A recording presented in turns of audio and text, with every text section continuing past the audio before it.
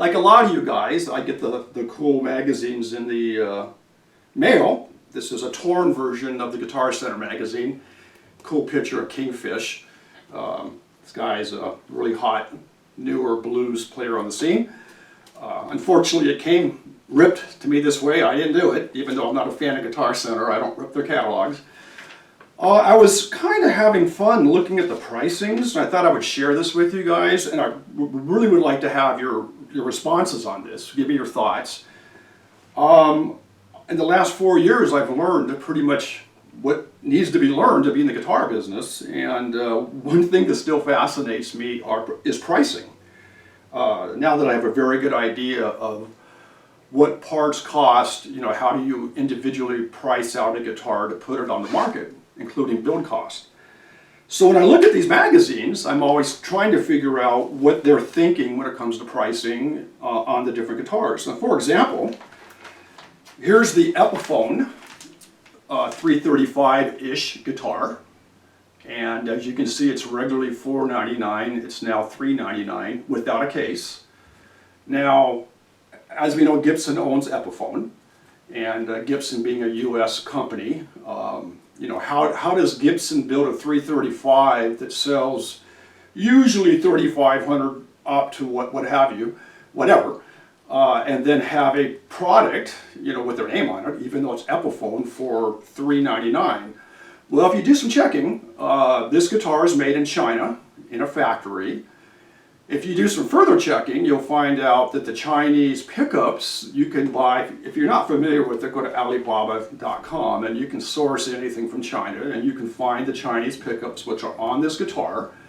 And depending on quantity, you can buy these pickups for like $5-ish to $10-ish price range, and that would depend upon quantity. I think they're all pretty much the same quality. So that's one way they can do this, it's a China-made guitar, and it's a China-made part as far as the pickups, and everything on the guitar at this price range has to be Chinese parts, because there's no way you can source out the parts, the wood, and the labor and make this guitar, throw it into distribution, turn it in, give guitars through distribution to Guitar Center, and then they sell it as low as $399. You know that the markup on this guitar is at least 50 to 60%.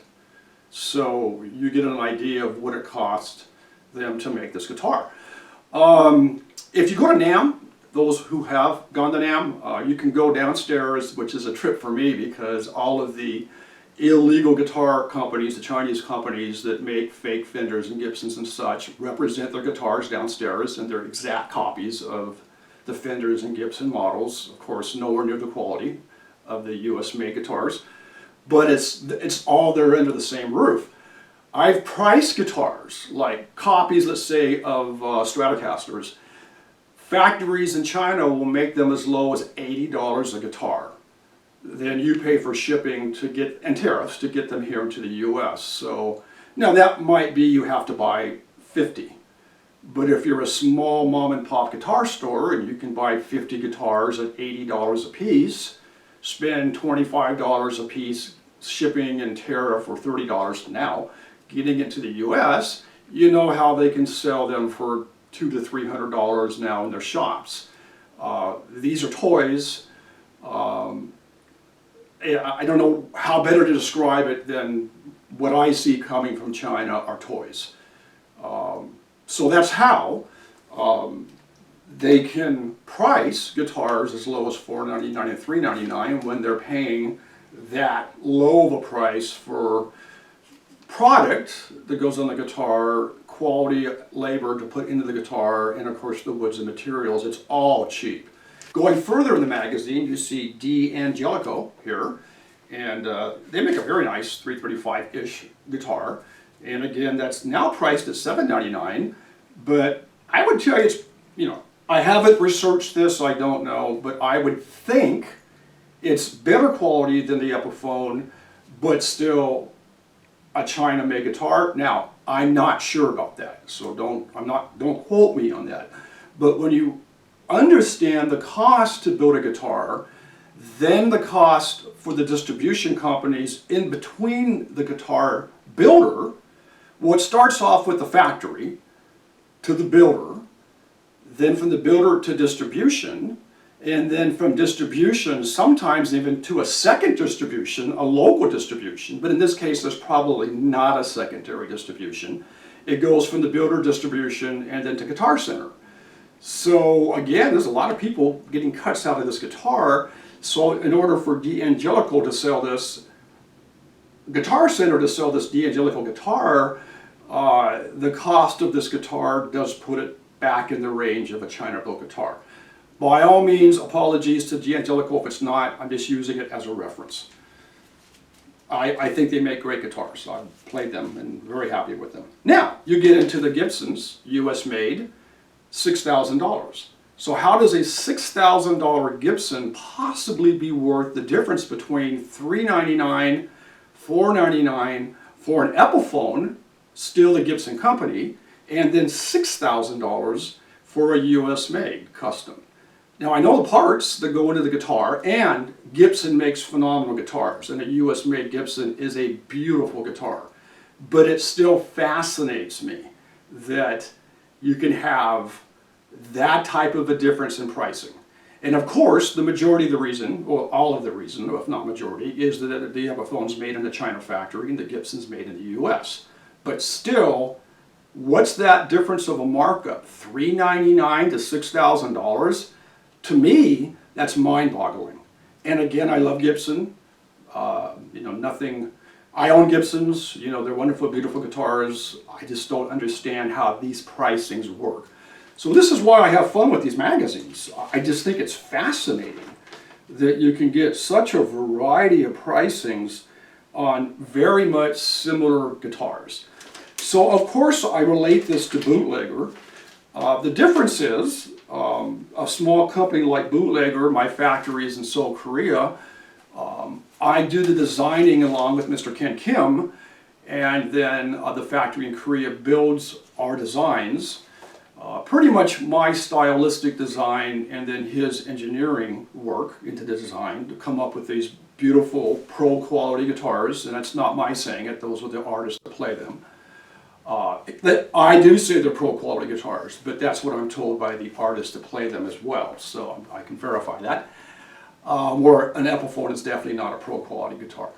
The difference is that the builder, Muse, my friends there, they build them, I pay them, and then I ship them here to the US, and I pay the tariff and the shipping from Korea here, and then I sell directly to the public. So there's one or two distributors not in the play there. So the margin you pay for, or the sales price you pay for the quality guitar is typically much better for a pro quality guitar than you can find like in the magazine, Guitar Center magazines. So that is a little commercial for Bootlegger, but it's kind of like, it self-explains it when you start understanding.